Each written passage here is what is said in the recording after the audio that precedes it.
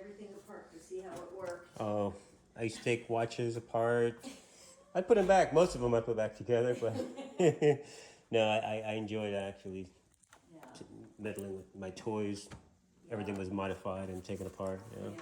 It was fun though. Yeah, that's how you learn.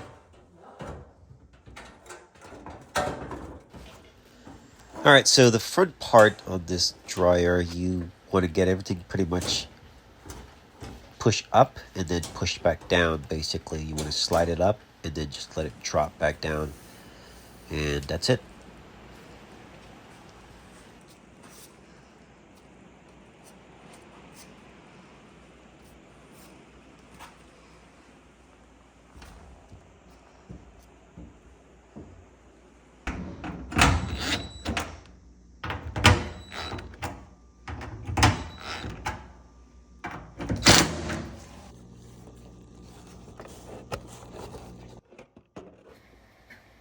All right, so I want to show you how to put this console or user back on. It can be a little tricky. You do have a little,